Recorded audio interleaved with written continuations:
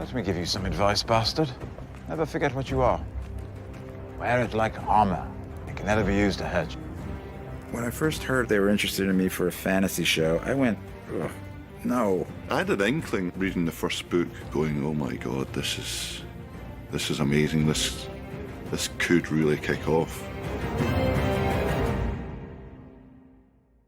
I was quite young and I had such a big imagination. In those scenes when I was younger, I would really convince myself that I was there and it was happening, you know? I'd never had any experience of acting before. I went to a very theatrically based drama school. We did 3 hours of camera training in 3 years. But then my 4th hour in front of a camera was day 1 on Game of Thrones.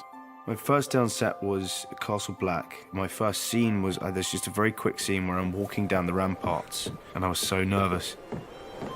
Yeah, I remember my first day on set. Oh my God, I fell off a fucking horse. Jesus, this is my first job. This is like the first thing I ever did, and they stuck me on a horse. Oh, I was falling off the horse trying to act still. Achilles. Okay, let's do it again, please.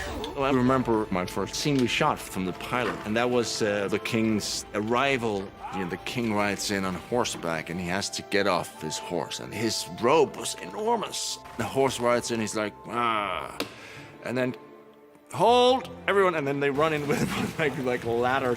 They help him down, and they run out with the ladder, and then carry on. Oh, here we go. I vaguely remember it. It was like Sean Bean and Mark Addy and Lena, and I remember being so overwhelmed and terrified. I remember everybody clearly. I remember baby Sophie and baby Maisie and baby Isaac. And now they're, you know, out there, full grown. The most shocking scene that I didn't see coming. Stop him! Stop! From then on, I started to distrust the show as to, like, whether they'd kill my favorite character or not. I think the most shocking was probably my death. The Hodor moment, I couldn't quite believe. Hold the door! Hold the door! That was such a sort of, oh my God. I watched The Red Wedding, and I didn't really read into it in the script of what happened. I think I just did my bit and went la la la, and then when it came out, I remember I watched it in the morning. I'm a big guy, big tough guy, but guess what? I burst into tears. That was an absolute shocker. I remember just watching going, no, no, no, no, no, no, no, no, what? It was brilliant. Do I have to call you Lady Stark now? Yes. My favorite day on set would be the day that I was reunited with Maisie. That day on set, I've never laughed so much in my life. It was so much fun. It was the day with the wheelchair. I've still got that video, jeez. Me and Sophie just messing around on Bran's wheelchair. I think the most fun scene we shot was season 7. We shot this big sequence, the loot train attack, and we shot that in Spain. It was such a beautiful location, and there was something about being outside every day and being on horseback. I love riding. Go Agades! Season 3, Getting the Unsullied, was the first time that I, Amelia, got to be, you know, like, bitch and badass.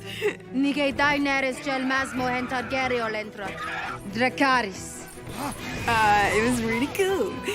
Favorite day on set was definitely a day in Asuna when we were doing the gladiatorial sequence.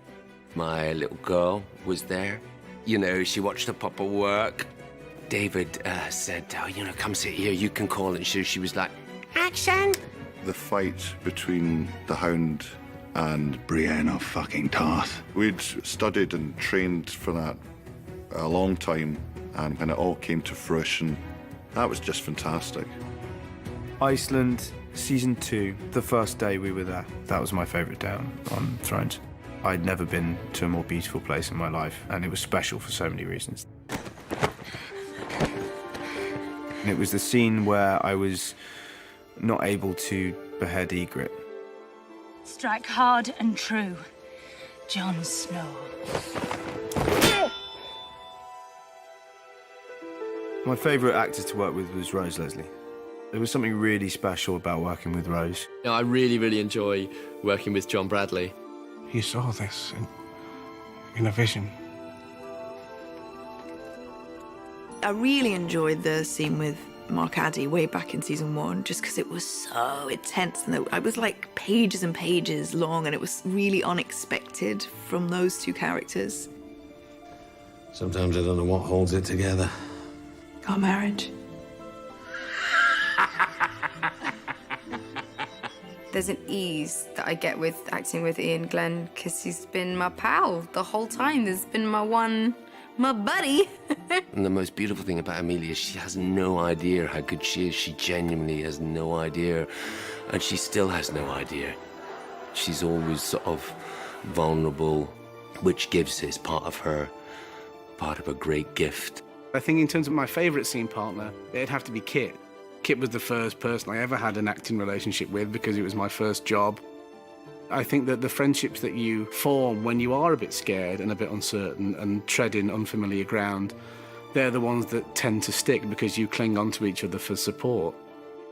Sansa, come here, little dove. I always loved working with Lena. What are you doing? Praying. You're perfect, aren't you? Praying. Just watching her and learning from her was the best drama lesson I could have ever hoped for. You disobeyed my king, your father, and now I'm paying the price. I don't care, you're my friend. Shireen Baratheon. I had a couple of scenes with Shireen that I loved doing. To have her level of humanity and decency and cleverness and brightness. He just treats her as an equal, and I really like that aspect of the relationship that they had. I really miss Charles Dance, who played my father, Tywin Lannister. We had such a great chemistry and a great friendship. Tyrion. Despite our on-screen relationship. I'm very fortunate to work with the greatest cast. Everybody is so professional and so incredibly kind and generous to their fellow actors. Everyone involved is like a family, and it's a family that amazingly still laughs and gets on with each other 8-9 years in. There's been no assholes, no people, divas, there's been nothing, not even a suggestion. When it's all said and done, I'll miss the dynamic of the show, because there's nothing like this show. I mean, Game of Thrones means my 20s. I started this job when I was 22, and I am not 22 anymore. Game of Thrones is my entire career. I think I am going to have a hard time saying goodbye to Sam. It's going to be very hard to say goodbye to play Tyrion. I will miss simple things like walking on to set for the first time each year in your new bits of costume and just knowing you're part of something which is sort of at the centre of attention. Yeah, it's going to be very strange without it. It's been 8 years. I'll tell you what I won't miss. Walking around with half a fucking beard 3/4 of the year. That's Jaime Lannister, the Queen's twin brother. I was like a little puppy when I arrived. I was like Bambi on the ice. And coming to Belfast, I learned how to walk with pride and joy. I've grown up with these people. I've changed so much as a person because of these people. I'm so confident. I've just got this confidence from the show and from playing Arya. I really feel like I just want to inject that into each and every person that I know and love, but then also any girl that admires the work that I do. The journey that I've been on with Daenerys, it's sharpened me as an actor. It's shown me the range that I can do, and because of the heights that she goes to, it's forced me to find them within myself. Game of Thrones has been such an education for me in everything. Having to be around adults from the age of 10 and work on a professional set, get up and learn your lines and really think about a character has also taught me a lot about myself. As an actor, you work and work and work and you audition and you don't get parts, and you do get parts, and sometimes they're great experiences and sometimes they're really shitty. And this has been incredible. Thrones is the Holy Grail, where it's something that is enormously, globally, massively popular, and people think it's cool. You know, people are always trying to copy things or do variations of things. It's rare you get something which is a completely original fantasy. It's the most realistic show that I've ever done that also happens to have dragons and dead people walking around in it. I think a lot of fantasy is heavy on the dragon and light on the character. We're the opposite. This show will be discovered by generations to come. It's timeless. Every season there's something else bigger than the last season and better than the last season. And here we are, season 8. It's cinematic. We're making 10-hour movies every year. The fact that this is really a full stop on this story is sad, because I think everyone's been so invested in this story that we never want to see this come to a close. But it must, and it will be good.